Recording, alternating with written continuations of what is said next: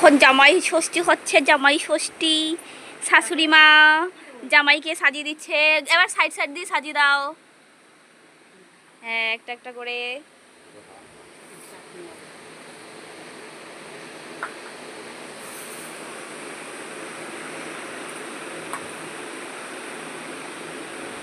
এই যে স্যালাড আছে, মিষ্টি আছে। এই যে এটা, হ্যাঁ এটা দাও, আর এইটা দাও। হ্যাঁ